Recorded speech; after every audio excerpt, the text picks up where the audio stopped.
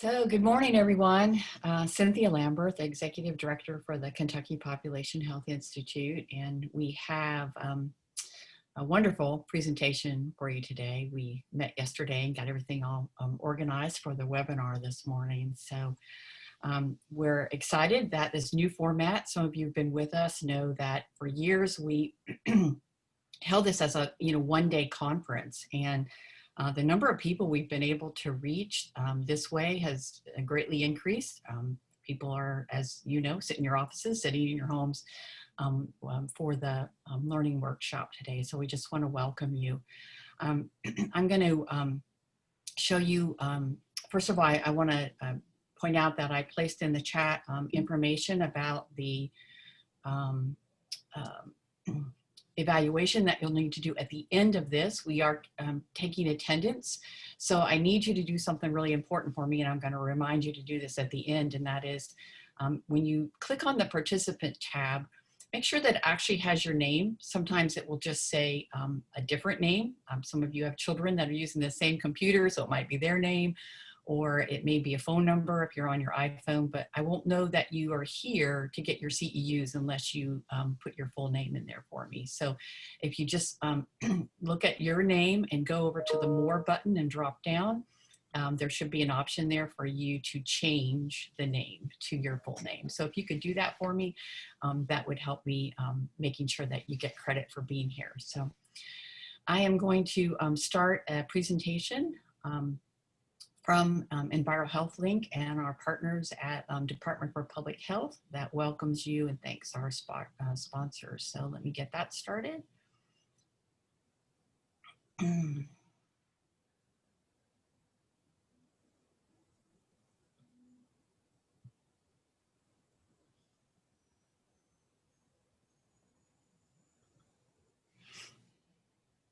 Hello, and welcome to the Kentucky Children's Environmental Health Webinar Series. The purpose of this series is to help participants increase their knowledge of environmental exposures and how to reduce these for children. We would also like to introduce you to our Environmental Public Health Tracking Data Portal, which you can access by going to envirohealthlink.org. This easy-to-use website can be used to find Kentucky-specific health and environmental data.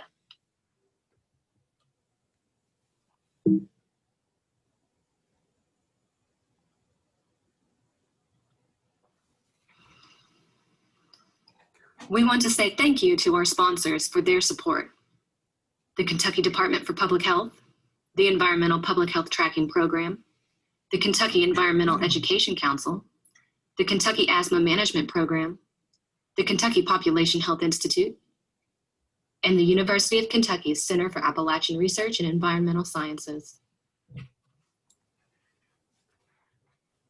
And finally, we would like to say thank you to our planning committee, whose valuable input and expertise has made this series possible. We hope you enjoy our webinar series.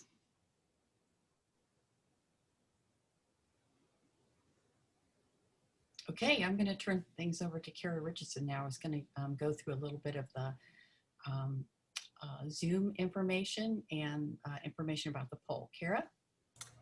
Yes, I know we still have the poll open, so if you haven't done that yet, just go ahead and enter your responses there, and we'll close that shortly before we begin the presentation. Just as a reminder, you can, we will turn our cameras off actually, and you will only see the speaker and the slides. But you can control that view in the upper right-hand corner. You can click View, and you can choose, I believe, Speaker Only or Gallery. So Speaker Only is probably the best if you'd like that. And then any questions that you have during the presentation, if you think of them, go ahead and enter them into the chat section, and we will flag those and save those to the end. Most of, I think everybody, as far as audio and video privileges, we do keep all of the participants, all of their audio and video off during the presentation. And lastly, I think before I either hand it over to either Shelley or Billy, there was a question in the chat regarding slides and recording, and those will be made available to you at the end. And because you've registered, you'll receive notifications. So I think that's all, and I will pass it over. Hi, I just want to welcome everybody. We are very excited to have Dr. Chawla with us today, and I would especially like to thank Billy Bennett, who's going to be the facilitator for this webinar. They are responsible and they helped us get Dr. Chawla to participate in this webinar, and they're sponsoring her for this effort. Thank you, Belly, and I'm going to turn it over to you now. Thank you. The Kentucky Environmental Education Council is proud to present Dr. Louise Chawla as the keynote speaker for the 2020 Children's Environmental Health Summit. Dr. Chawla is a professor emerita of environmental design at the University of Colorado Boulder, an executive committee member of the Community Engagement, Design, and Research Center in the Design Program, and an executive committee member of Growing Up Boulder, a partnership among the university, city government, school district, and many community organizations to include children and youth in urban design and planning. She also serves on the Scientific Advisory Committee of the Children in Nature Network. Her research and publishing covers children in nature, children in cities, child and youth participation in planning and design, and the development of active care for the natural world. She is a co-author of the recent book, Placemaking with Children and Youth, Participatory Practices for Planning Sustainable Cities. Dr. Chawla received her bachelor's degree from Hunter College, her master's in education and child development from Bryn Mawr College, and her PhD in environmental psychology from the City University of New York Graduate Center. And now I would like to present to you Dr. Louise Chawla. Okay. Thank you, Billy. Yes.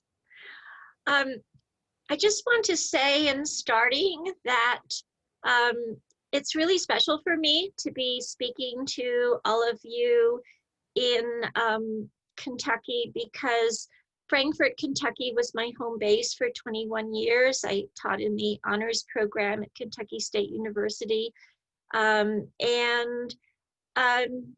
It was really home.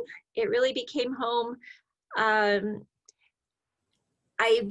I remember I had family in North Carolina, so I often made that drive down across Kentucky, going southeast and then into West Virginia.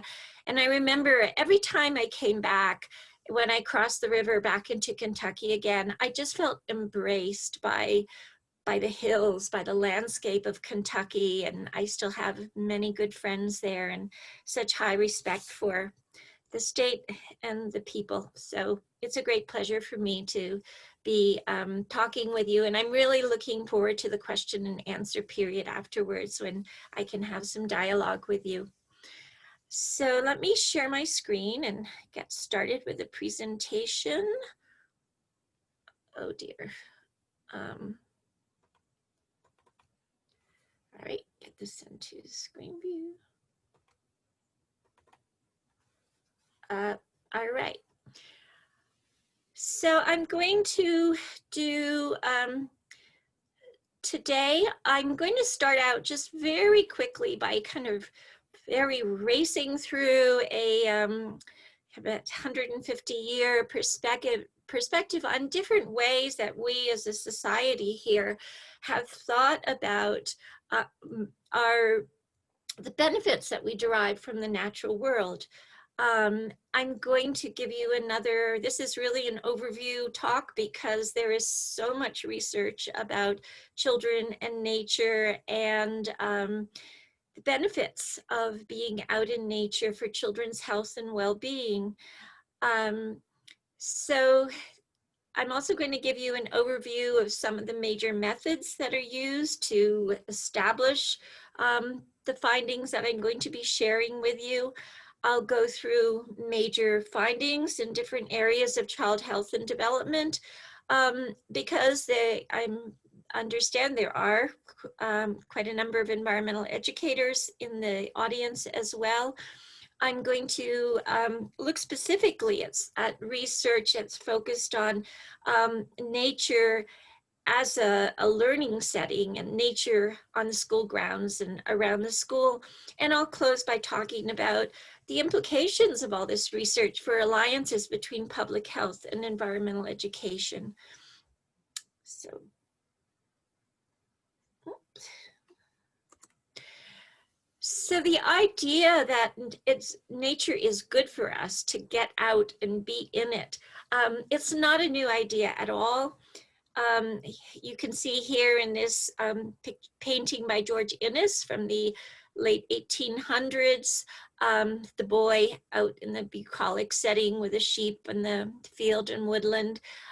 And you can see this theme in art and literature and philosophy going all the way back to the ancient world of Greece and Rome, that idea of the pastoral and getting out in nature is good for us.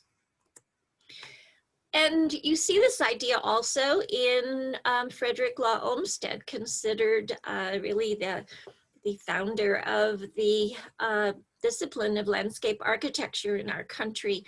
And in his writings, he says over and over again that there is a therapeutic value to being out in charming natural scenery. And here's a scene from Cherokee Park in Louisville. I've been in Colorado too long. And of course you have his beautiful park system. Kentucky is famous for that. And so, but he didn't understand. He could just say over and over in his writing, nature has a therapeutic value, but he didn't have the science to establish that indeed, yes. It's not what we feel as individuals, but there's also a real science that establishes that. So when did this science start?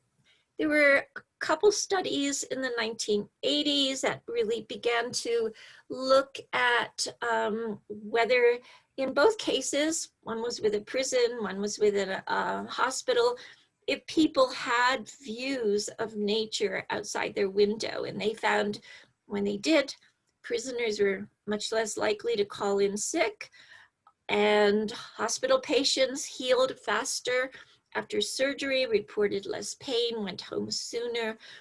But then there was another cluster of studies in the 1990s. I'll show you the setting of many of them.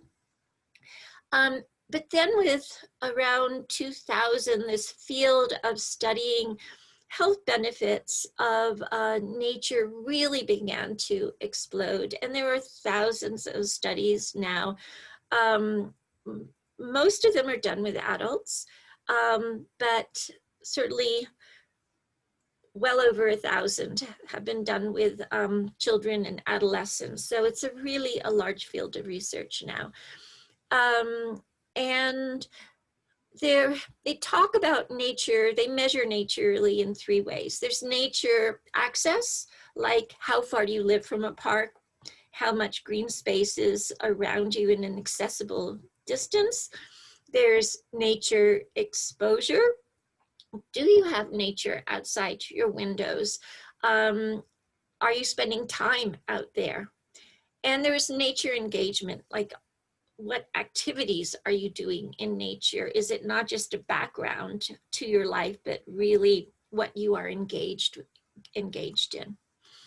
So very quickly, going through, if you look at kind of where the United States was in the early 20th century, we mostly, certainly people in government, people setting policy, they mostly thought of nature, its benefits for us in terms of what we got from it, what we now call ecological goods or provisioning services. So the lumber, the livestock, the hunted game, the water, and so forth. So, and that really dominated the field of conservation thinking in the early 20th century. There were the romantics out there like John Muir, but for scientists, this is what they were interested in measuring in terms of benefits from nature.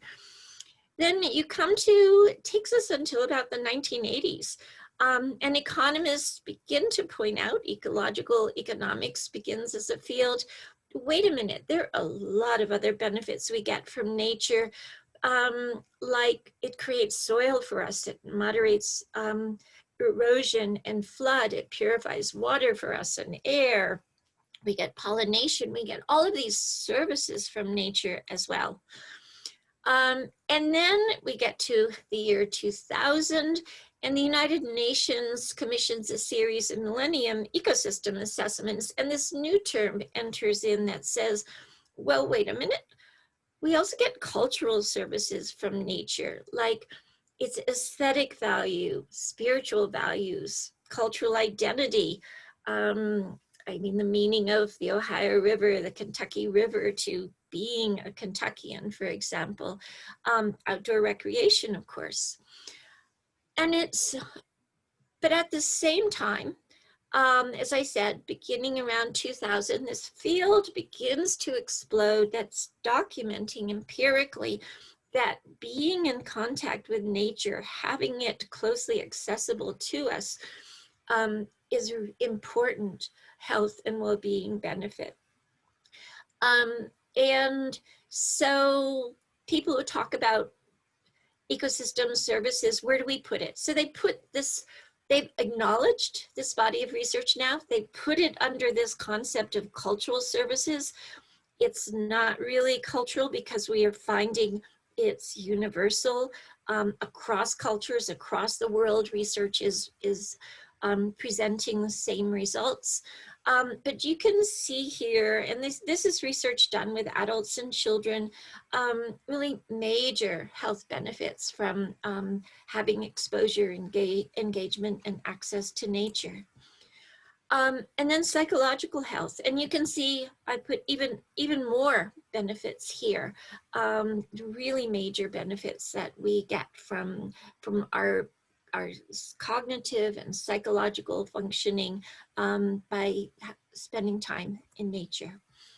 But all of these ways of thinking about the benefits of nature for us are about what do we get from it.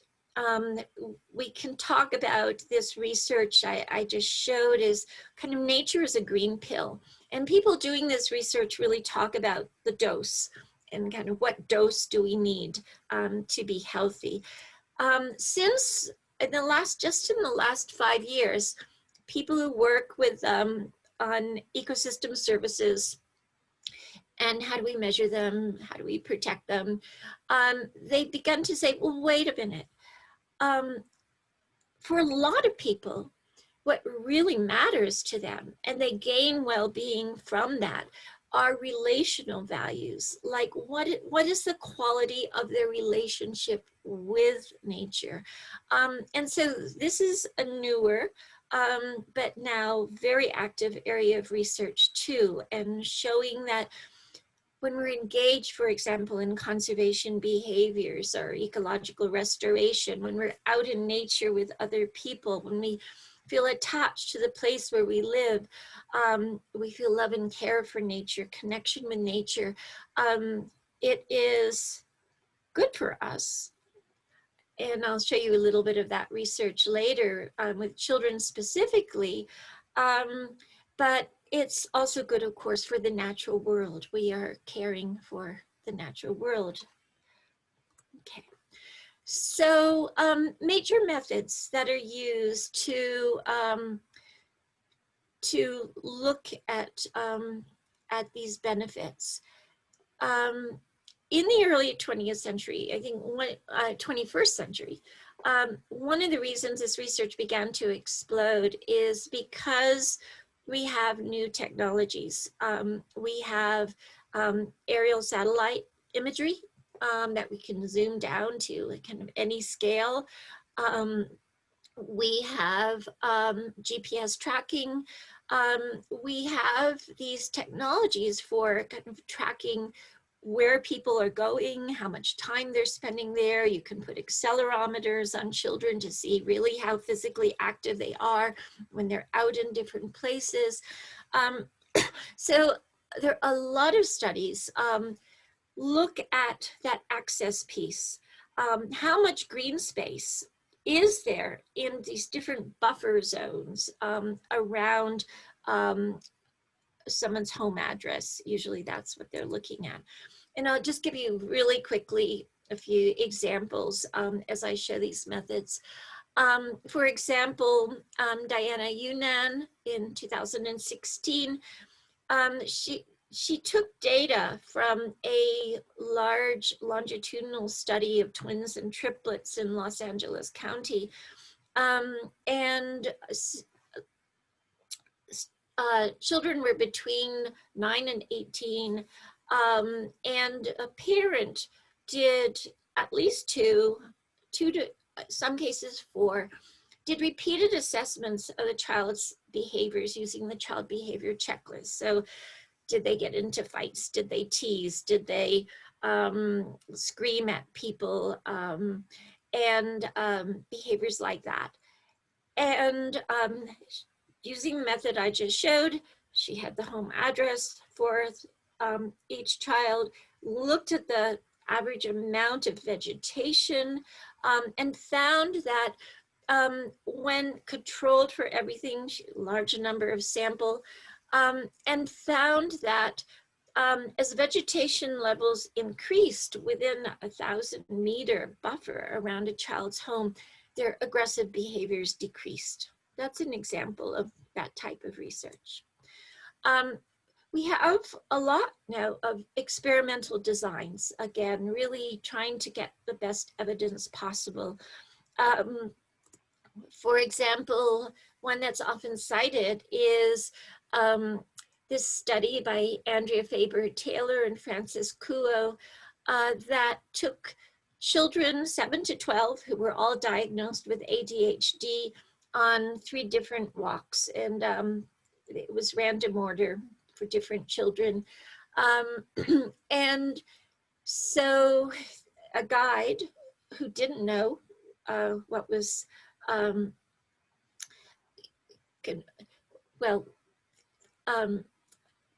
there was the same guide, so that was kept the same for all the children. Took each child on 3 different walks, down through an urban park, a nice, well-maintained, quiet, not very busy downtown area, and an urban residential area. Before each walk, they tried to make sure each child had been doing the same thing before they started out. So each child did some puzzles in a quiet space, went to the study site, returned after their walk to the quiet space, and then someone who didn't know what kind of walk the child had just been on gave tests, 3 tests of concentration, and children who had just walked through the park performed significantly better. So it's a good example of an experiment. Lots of quasi-experimental designs too, and this is going back into history now, the 1990s study. And the researchers, which again included Frances Kuo, Andrea Faber-Taylor, they looked for kind of a natural experimental setting. And they found it in Chicago, in these large Robert Taylor homes, large public housing, where over the years, the original landscaping had died out around some of these architecturally identical buildings, and the trees and grass had survived around some buildings. And I think what's striking about this is not very abundant biodiverse nature. This is kind of minimal nature, and yet they ran about 12 different experiments in this setting that showed over and over again that people, adults too, were doing significantly better if they happened to get in the buildings with the trees around them. So they looked at people who lived in the lower floors where those trees were, or the lack of trees were what was right outside their window. And the main study with children, they also looked at children outside in that area, but looking at them indoors. 169 African-American girls and boys aged 7 to 12. It was effectively like random assignment because families were in waiting lists. When an apartment came up, there was such a crisis of affordable housing in Chicago, you took what you got. So you didn't get to choose and say, oh, I want the green view. So controlled for that. They interviewed people, African-American women who the children felt comfortable with, interviewed them at the kitchen table in their apartment, and they took tests of concentration, impulse inhibition, and a delay of gratification task. So they were offered, here's your favorite candy. If you want it right away, you get the small bag. If you can wait for it, you get the bigger bag. And that was the delay of gratification and test. And it was the girls with the green views performed significantly better on all of these tests. The boys, they realized, were not home very much. They were out roaming the neighborhood. So they did not get effects for them, but for the girls, really significant effects.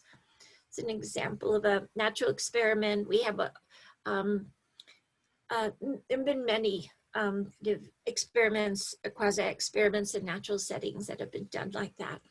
A lot of pre-post comparisons. For example, this one, you have 11-year-old students who either spent the school day in a conventional classroom or out in the forest in a forest school. And they completed pre and post tests about how they felt. And then after a day in the forest, students reported feeling greater energy, happier mood, reduced stress, reduced anger.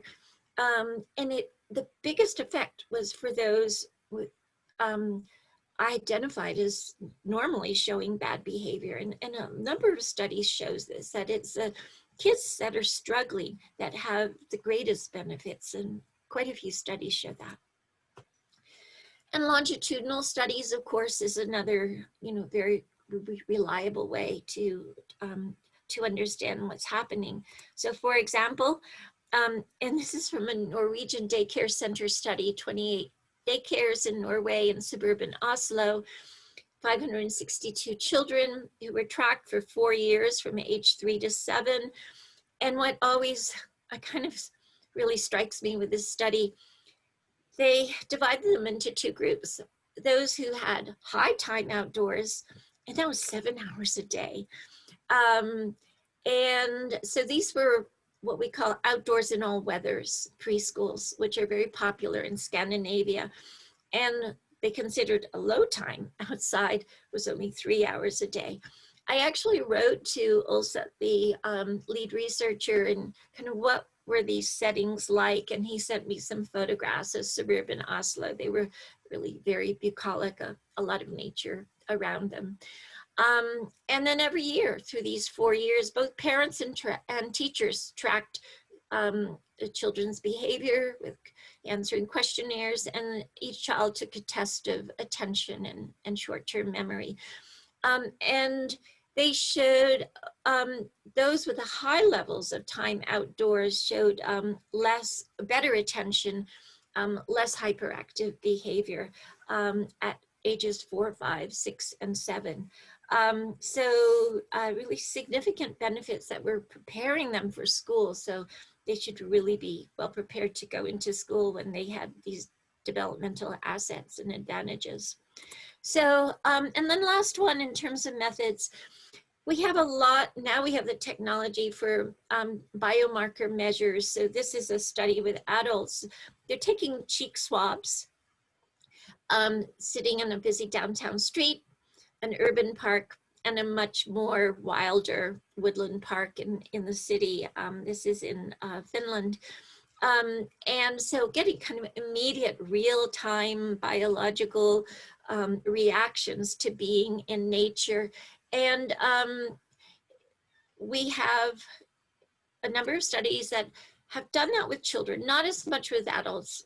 As you can imagine, there are a lot of, it's much harder to get permission, research permission to be doing physiological measures with children. But there have been a number of studies that have looked at children's blood pressure when they're out in a natural area versus a conventional playground, for example. And some have taken cortisol measures for their stress levels. And so we can see a lot of different ways of measuring kind of real-time impacts. So I want to say what research also shows is that minorities, people of color, are much less likely than people of white European backgrounds to live in areas with trees and vegetation around them. And significantly less so for people with low income, from low income backgrounds.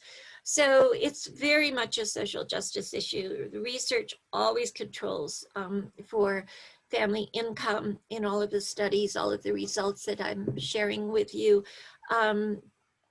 So nature is another social determinant of health, like having affordable, healthy housing, having access to healthcare, access to good schools. But we understand now that nature is another very important social determinant of health. Having it around you can make a big impact for many people in terms of improving health and functioning, and it's very much a social justice issue. There's a whole field of this now. It has textbooks, books for designers, how to design to take advantage of this research. We have the concept of biophilic design, biophilia being attraction to nature, that really tries to let nature in and kind of really make nature part of your life, even if you are within a building. And of course, this is all very relevant to landscape architecture.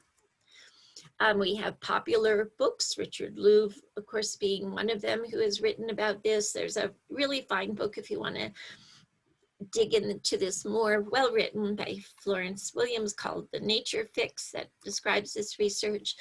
And the American Public Health Association has a policy statement that if you're in the public health field, you should be taking advantage of this research, and has a number of recommendations for how to advocate for more nature and more vegetation around buildings and the people's workplaces, schools, and I'll talk more about that with recommendations later, encouraging people to get out into the parks and into the nature around them.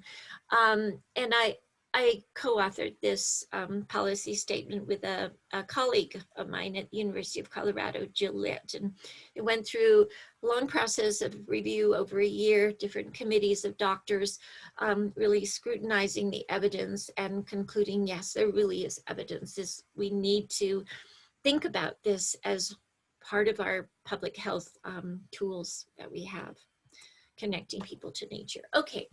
So I'm going to really quickly just run through the summaries of some of the major areas where this has showed up with research on children and adolescents specifically.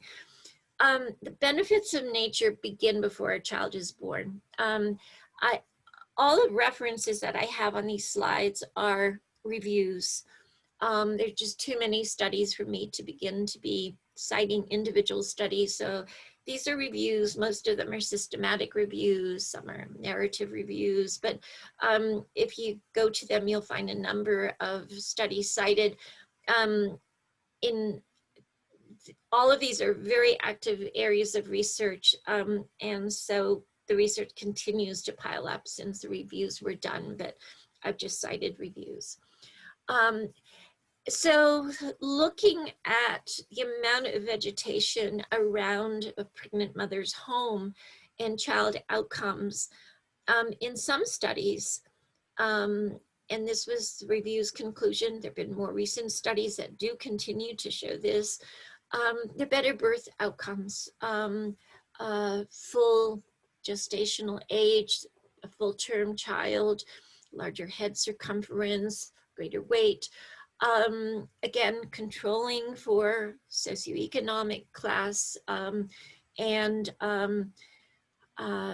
some of these studies again show that women from lower income families, the benefits are greater. Reduced risk of myopia when children are outdoors in natural sunlight, spend more time out there. Physical health, more outdoor play when there is a safe nearby green space. And it's really important to understand, research shows not just, are there parks? Is there open green spaces around a family's home? But how do people perceive it? And the critical thing in urban areas, and also actually in some rural areas too, is do the parents or the children themselves perceive those places as safe? So safety plus nature is the critical combination. But when there are, kids are more likely to be playing outdoors. And in some studies, they go out with accelerometers. They're more likely to be engaged in moderate and vigorous physical activity in green spaces, or when they have more around their homes. And a few studies, most do not actually look at, does it impact their weight? A few have done that and show lower body mass index as well. This is a consistent finding, better balance and motor coordination. And I think you can see that if you just watch children out in natural areas, like these boys climbing these piles of logs. It's an irregular terrain. They've got to be balancing all the time. And climbing trees too. I mean, all the natural world invites these outdoor challenges that are improving balance and motor coordination versus always being on a flat surface. Asthma, I understand it is a problem for a number, it is nationally a problem for a number of children, and in Kentucky as well.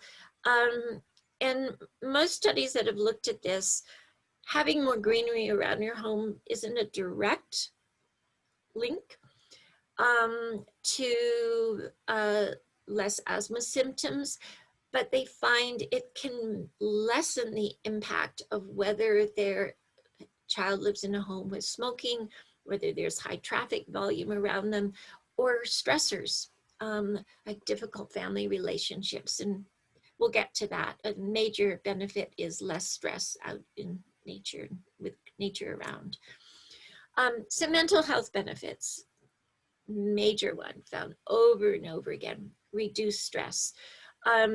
In all of those areas of when, if there's more green space around the home, or the school, and if it's outside the window, or if kids are actually out engaged in it, less stress, more positive mood that children report. Self-reports better general emotional well-being, and with younger children, parents, mothers reports as well. Lower psychological distress, less total difficulties. We're looking at things like the strengths and difficulties questionnaire with children. Less depressive symptoms. Again, one of the most consistent findings is these better functioning. And we already saw that in the study I showed you from the Chicago public housing. Better attention for children diagnosed with ADD, ADHD, reduced symptoms when they've been out in nature, less impulsive, and what goes with that, fewer peer relationship problems, less aggressive behavior. And a sense of resilience in the sense of self-efficacy. I can do it, like that little boy leaping the ditch, or the girl crawling along the log. You've all seen those expressions on children's faces. I did it, I can do it. More better social relationships outdoors, coping skills, less emotional reactivity. And I saved the references for the mental health benefits because these are all reviews. So it indicates to you, again, this is really a major area where benefits show up, is in the area of mental health. So lots of work done here. So social health, how do kids get along with other people? What kind of relationships they have? Do they have lots of friendships? Over and over again, observational studies show that kids are more engaged in creative, cooperative, social play when they're out in nature. And some studies show that when they're playing out in nature, they're likely to be more pro-social, with tests later, for example, of would you help somebody, and give the children a scenario. Okay. All right, so I'm switching to schools now. And a new focus of kind of pulling all that research out that was done in learning settings, in school settings or field trips, are learning where kids are in nature or they have green views of nature outside their classroom windows. So this kind of broad area now is called nature-based learning. It includes a lot of environmental education activities, but it's more than environmental education because it also includes learning anything, any subject area out in natural surroundings. It could be, again, that just, are there trees outside your classroom window?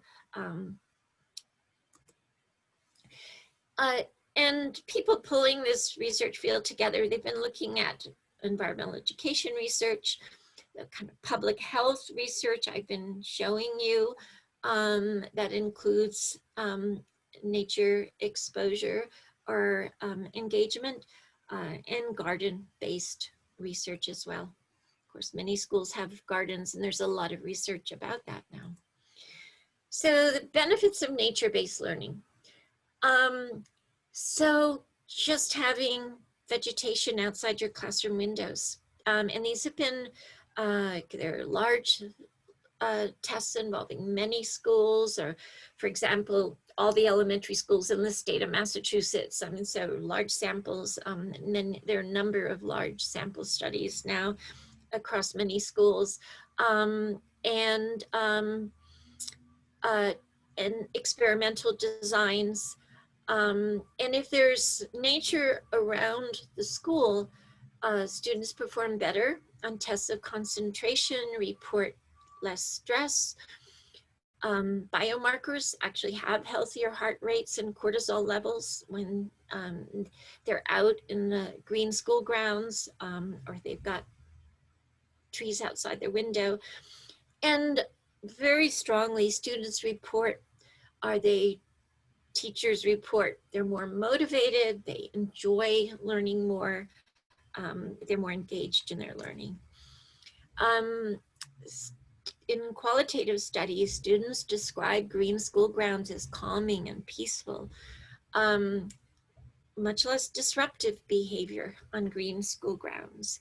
I had a doctoral student, for example, who did over 200 hours of observations of children in an outdoor naturalized classroom in an elementary school. These were upper elementary school students in a tough school.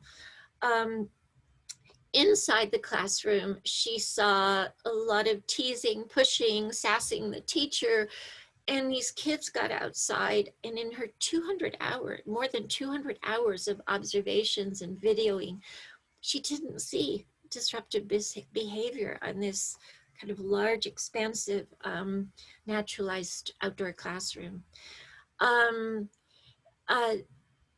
People in studies with adults and kids too, they're more likely to be cooperative and say they feel comfortable in their relationships with between the students and the teachers. Again, as we've seen in other observational studies, more creative social play and more moderate level of vigor of physical activity.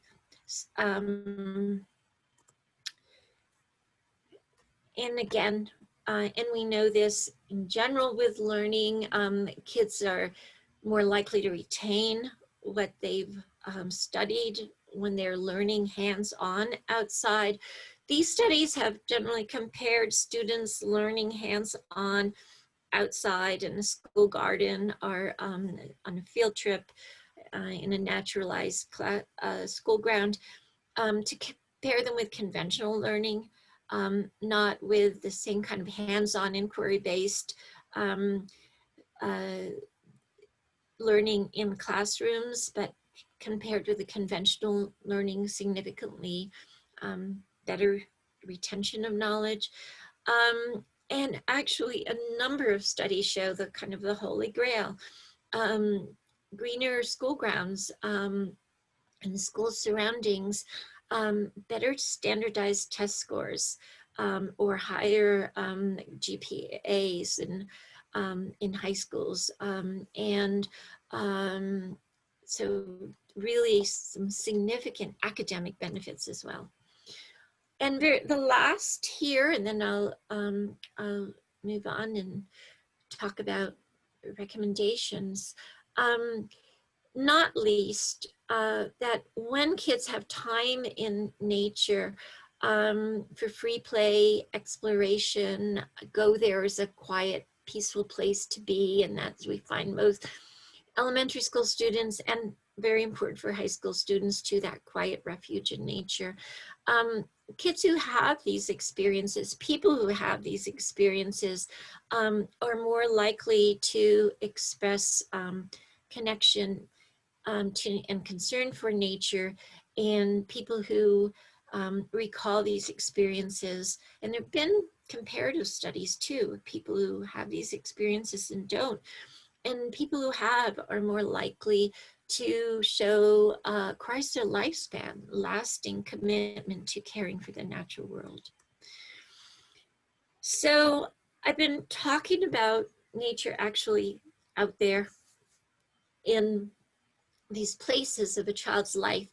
A more recently, very rapidly growing field of research, and now we're getting to those relational values I talked about, shows that when kids just express feeling connected with nature, they're also more likely to report good health and general well-being, fewer psychological complaints, and they're more likely to show prosocial and positive development and tests and ratings and creative thinking.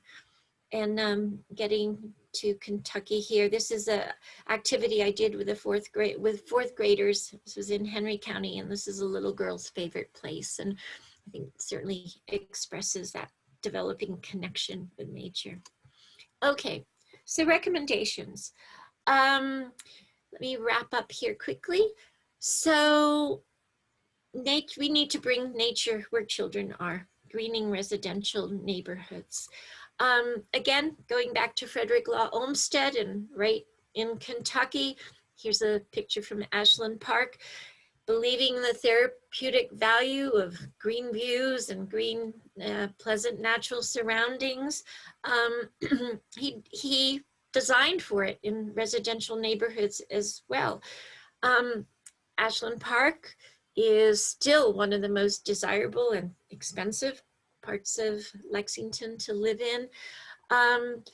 And we need to think about it. We think about, okay, so there are implications for how we design and plan the places where people live. Well, there are multiple benefits from doing that, from adding trees and shrubbery and green around homes, trapping pollution with all of those large health benefits that comes with that, cooling, mitigating heat islands, managing storm weather, habitat for biodiversity. And there is research done with adults that shows people really feel the best in environments that they perceive to have a lot of biodiversity. But here's actually a big, ambitious program. I don't know how many of you have heard of the Green Heart Project, and happening now in Louisville, Kentucky. And it's being watched from around the country. It's targeting low-income neighborhoods and neighborhood schools along Watterson Expressway to plant thousands of trees. It's a 5-year project. Large partnerships, University of Louisville, Nature Conservancy, many other partners. And they're going to be monitoring over 700 people and looking at health benefits, health impacts as their neighborhoods are greened. So it's actually being taken very much to heart in the city of Louisville right now, the implications of this research. Obviously, naturalizing school grounds, outdoor classrooms, that's where children are. Here's a pre and post from an elementary school in Ontario.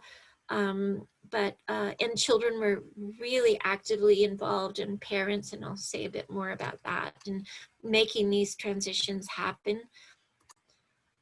Here in Denver, we have a large initiative called Learning Landscapes to, again, green classrooms. And it did monitor physical activity levels on after schoolyards had been greened, and found higher levels of vigorous activity. Moderate activity. More kids are likely to be at least moderately active on green school grounds versus traditional school ground where you'll have a few kids dominating the middle of the asphalt running around and on the jungle gyms, and a lot of kids kind of sitting around on the edges. So more moderate activity across the board. Schools can also serve as resource centers for both. Their students can become the experts on both school greening and share their knowledge with their neighborhood. This is an Audubon Green Club in a Philadelphia school, actually, again, in a low-income neighborhood, where the Green Club school, high school students became experts on greening and a resource, and did outreach to spread greening around their neighborhood with success. Preschool centers, childcare centers, same thing applies. Really important to change what they look like and enrich them. There's very good guides on that. These are 2 really wonderful books on doing that with schools and preschool centers, and they describe how to organize these volunteer community-based greening efforts. Wonderful book on school ground greening, Asphalt to Ecosystems. There's a free downloadable ebook on pulling together nature-based learning research. Site is there. Involve kids in this, in doing this whenever possible. If you want to know kind of what kind of opportunities in nature kids want to have, ask them. That's what the Growing Up Boulder program that Billy mentioned that I helped create here does. And so we see there are a couple of models. There's one from, on the left is elementary school students sharing with the city their ideas for multifamily housing, what they want around the housing in terms of a green nature-based activities around the homes. And then the model in the middle was high school students working with the Department of Parks and Recreation, their ideas for what teens want in a park. And here's a photo of kids actually greening their school ground. Of course, they can be very involved in so many learning activities with that. Here's the book that Billy mentioned. If this is 400 pages of methods for place-based education, exploring, evaluating a local environment, the community where a school is, and then also playing that active role of helping to improve and enhance school grounds and community with nature and other benefits for children. we've started to develop joint school ground city parks agreements. So during out of school hours, the green school grounds can double as neighborhood parks. And here's an example from Carbondale in Colorado, both an elementary school and a high school. And where this is a Earth Day where families are helping the high school students with planting. The Parks and Recreation Department manages this garden on this green school ground during the summer. And as part of the agreement, because that's always the challenge, and I'll show you. The high school, again, this is all about partnership. They work with something called Valley Settlement Program, and newly arrived immigrant families take over that the garden, permaculture garden outside the high school, and take care of it and harvest the crops from it during the summer. So it's all about partnerships. Of course, we have more and more nature preschools and kindergartens.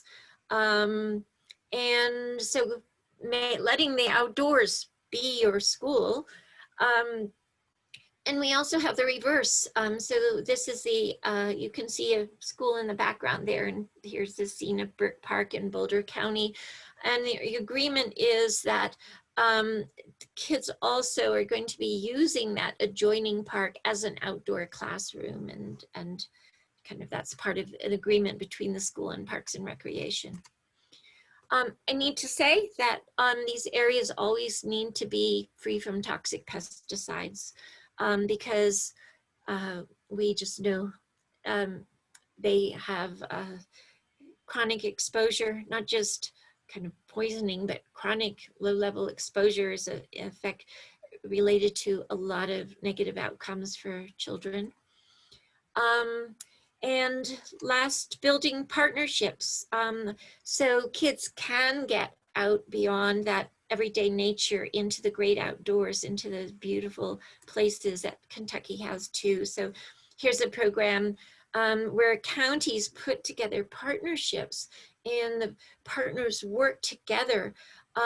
This is, again, and this is Garfield County in Colorado. It's in the Rocky Mountains, and many young people never get up into the mountains. Some low-income families, many barriers, don't have time, don't have gear, don't have money, don't have skills. Parents are working all the time. So creating partnerships through teen programs, family camping. This is a summer day camp you see there with the younger children. And nature prescriptions. It's a growing practice now. There's a good website to find out more about it. Write prescriptions for families to get out in nature, take their kids out in nature. Okay, just because you'll have this as a resource, if you want to kind of keep up with the research on this, Children in Nature Network Research Library, easy to use, great place to go. They also have infographics for sharing information with others. And go to your Kentucky Environmental Education Council and Kentucky Alliance for Environmental Education, and you'll find all kinds of great resources there too. And I'm done. Billy, I don't know if you want to say a few words about these resources for people, and I'm happy to take questions. Sorry, I had to unmute.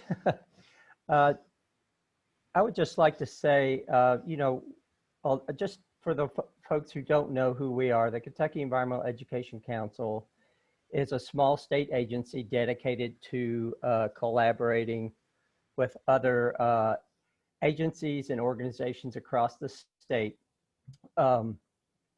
We produce a master plan for environmental education for the state, which is going to be coming out, our latest one, our 5th master plan will be coming out in this year, at the end of this year. We also work very closely with the Kentucky Association for Environmental Education, and that is the nonprofit professional organization across the state. And we try to act as a resource for anybody who's interested in environmental education as a whole.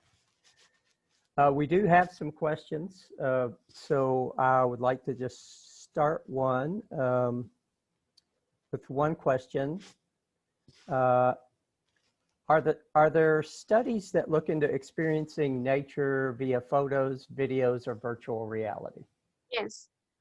Yes, that's actually a whole other area of research, but and there's been a lot of it, but it's mostly done with adults. But I have to say, I have a bit of a bias against that. I think there's so many benefits from kids actually getting outside that I haven't been tracking that carefully, but certainly most of those studies, if not, in fact, I can't think of one right now involving children, but there've been a lot of studies use that virtual nature with adults, and there are benefits there too.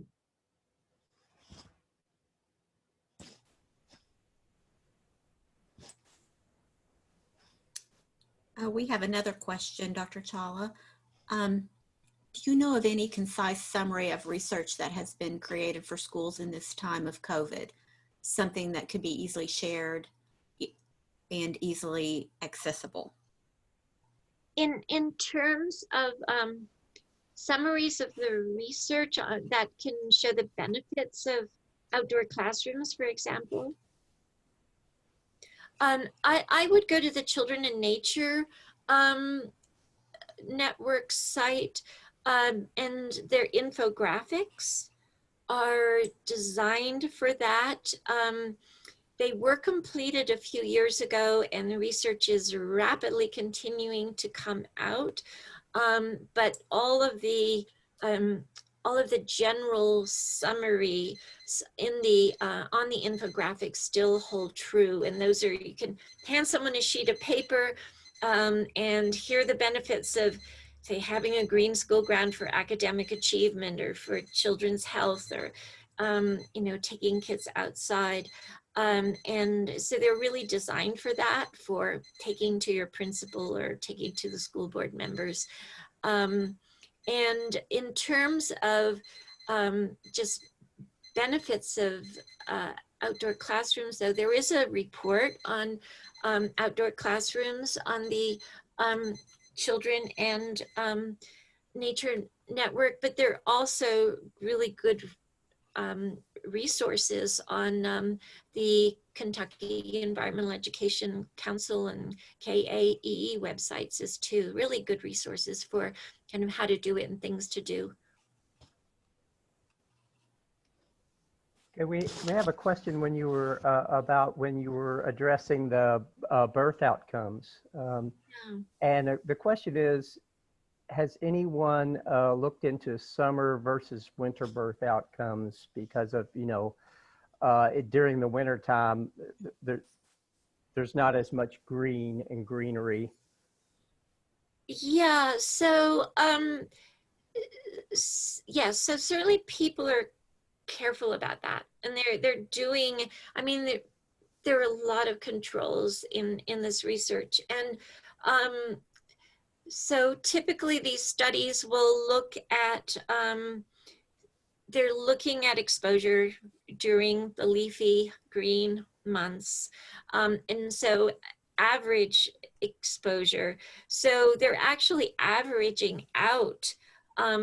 We look at kind of that, how much vegetation is around a home. These are average measures that are kind of looking during a certain set exposure period for the research, kind of on average, what is the greenness across that period.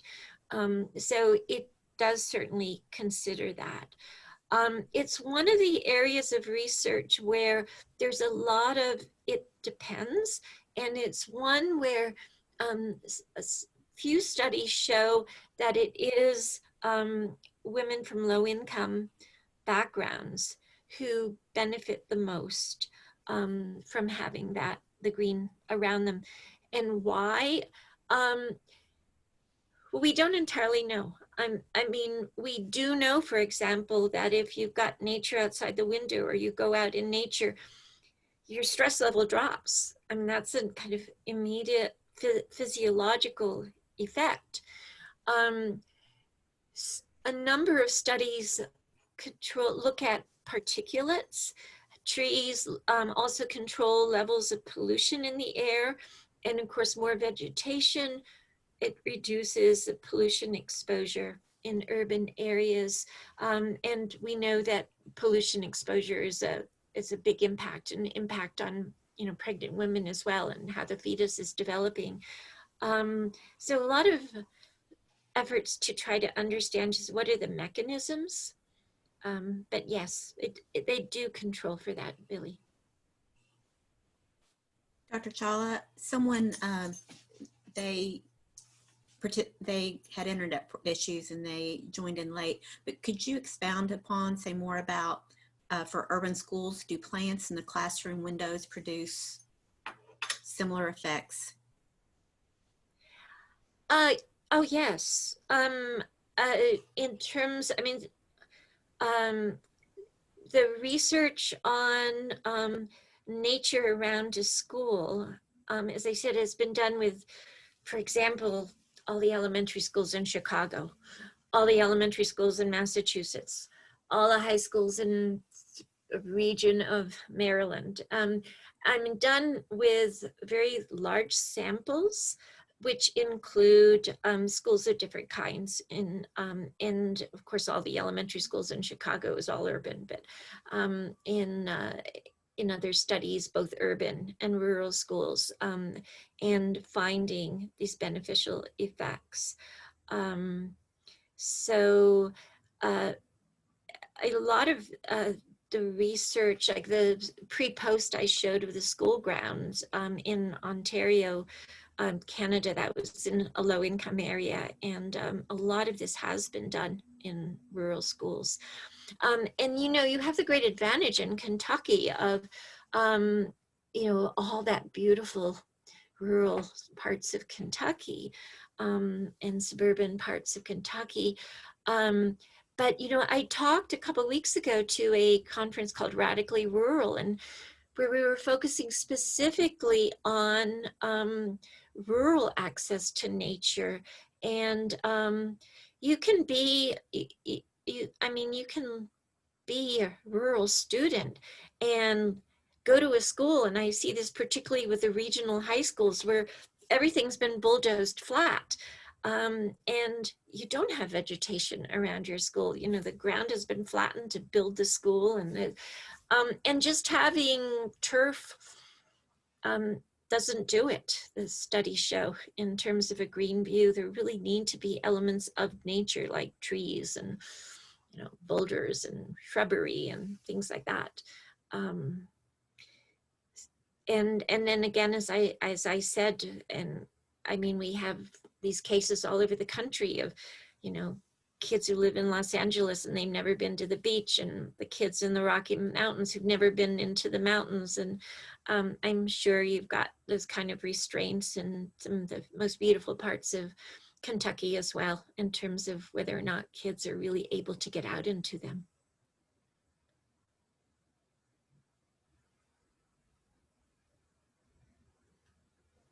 So another question's come in about, and it speaks to what you were just speaking to, I think. Kentucky has some of the most beautiful surroundings in our rural areas. However, our children in many of these counties have some of the worst health measures in the country. Yeah. So obviously nature is just one determinant of health. What suggestions do you have for those that are making an attempt to make a difference in the health in the mountains of Kentucky? Well, again, I can only speak to the nature and health piece, Billy. But as I said at the Radically Rural conference that I was at virtually a couple of weeks ago, there's a lot of agreement that nature access, just because kids live in a rural area doesn't guarantee they have it. I mean, they may be going to schools that don't have green school grounds and, are not taking kids out for outdoor lessons on the school grounds, or letting them have areas for doing nature play on the school grounds. And we know that kids in rural areas too are spending a lot of time in front of screens. And so there's not a stark difference as we might think that, oh, nature access, it's not a problem for, rural children. I mean, I saw a study where kids who live in rural areas, this is particularly maybe more in the West, but they tend to live strung out along a county road, and that county road may not get a lot of traffic, but when it does, people barrel down, and parents with young children don't let their kids outside to play because, that's a dangerous road all the same. So, there can be a lot of barriers in rural areas as well. That Generation Wild project that I showed you that we have in Colorado, that we're people in counties form really multi-organization and agency partnerships to increase kids' access to nature. They have to start out with a planning year where they survey parents and they survey teenagers on kind of what do they want, what do they think about being out in nature in terms of its value, and both almost all parents and almost all teens in these surveys will say they think it's really good for, for their kids, or they think it's really good for them. But then what are the barriers? And as I said, there are a lot of barriers that come up then. I don't have time, I'm a parent, I'm working all the time. There might be a beautiful state park nearby. Doesn't mean parents have time to drive their kids and take their kids there and do things there. And again, if it takes money to get out there, that's a barrier to lots of families and lots of teens. And so we really need to think about getting kids out of the house,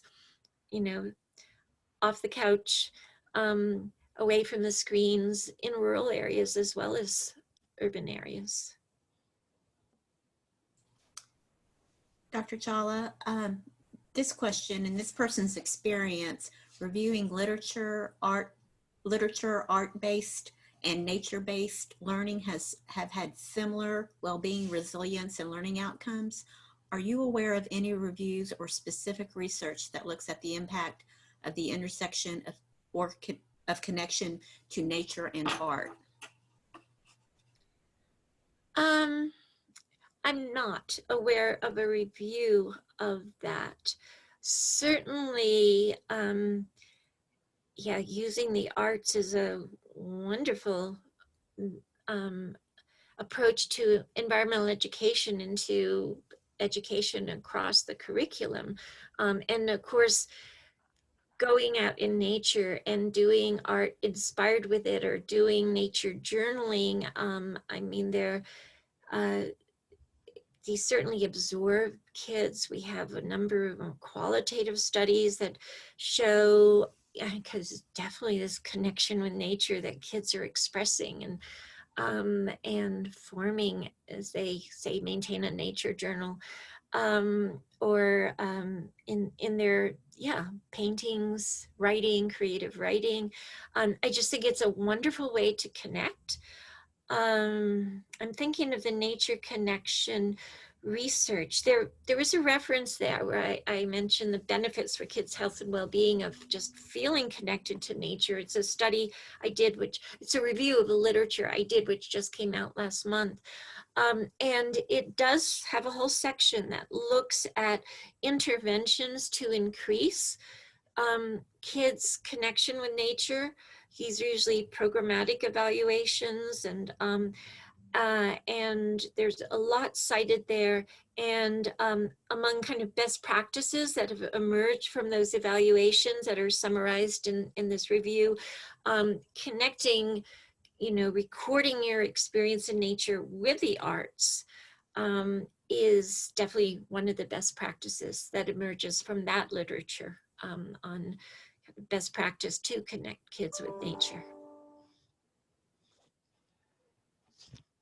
So the next question is that I have here is, you've accomplished so much. What is your next project? Okay. Well, I have just kind of immediate projects coming up. I've been involved in, I really got into the measuring, assessing nature connection. I was invited to be part of a, about 30 people pulled together from across the country and look at that. And with someone named Tom Beery, I volunteered to look at what does nature connection mean in young children, like 2 to 5 year olds, and how can we assess it? Because we have all these nature preschools and nature kindergartens now. We recently published a paper that kind of came out of that and contributed to a practitioner guide to assessing connection to nature. There is a part on early childhood assessments now as a result of that. I'll be doing a paper starting next week, working on it with a doctoral student who did very close observations of kids in the forest kindergartens. Again, but that focus on the early childhood piece of kind of coming to understand how young children connect to nature, and kind of what are all the opportunities it affords for them in terms of their development. Then I do work on a chapter on positive youth development. We know that kids who feel more connected to nature also are more likely to be, evaluated as competent and caring. And I think we're kind of looking at a spectrum here of kind of being encouraged to connect and care for the world, whether it's other people or the natural world. And then I want to sit down and write a book on developing connection and care with the natural world in childhood and adolescence, and kind of pull together what I've been doing for, actually I began to work on this in the late 1970s and kind of pull it together in a, hope, relatively small, accessible book.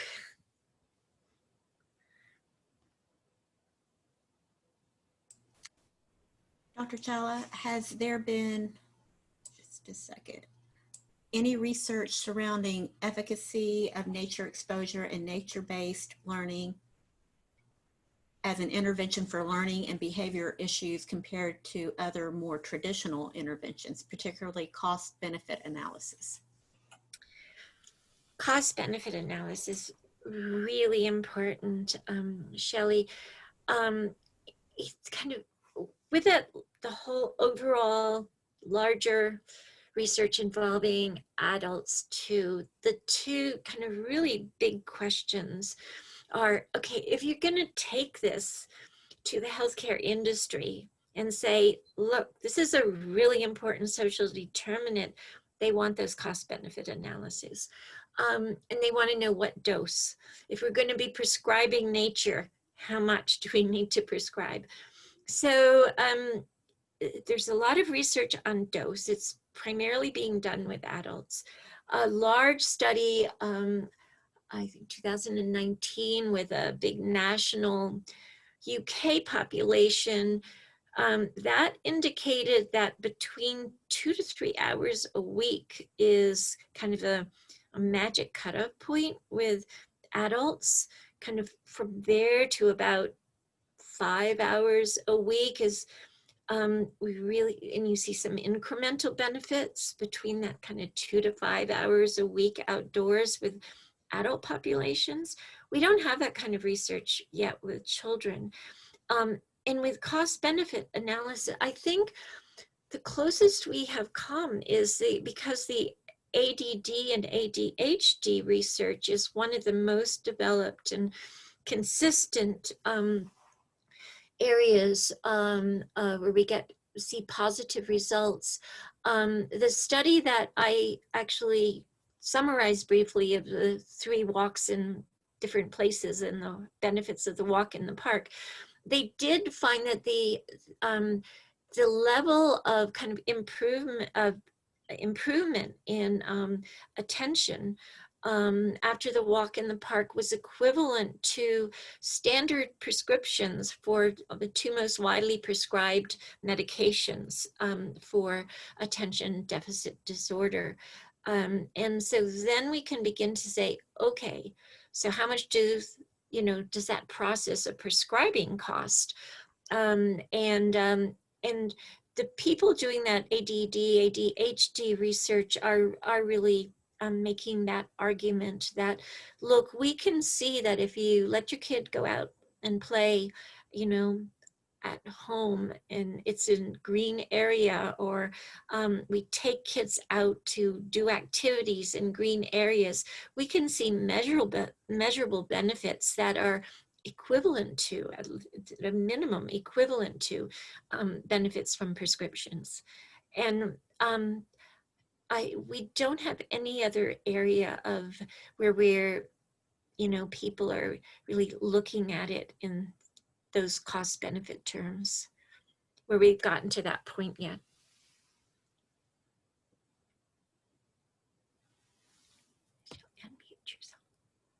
Sorry, I was muted. Thank you, Dr. Chawla. We're getting close to the end of our time. I think Cynthia Lamberth has some things to say about continuing education credit hours and making sure that you get those. Cynthia?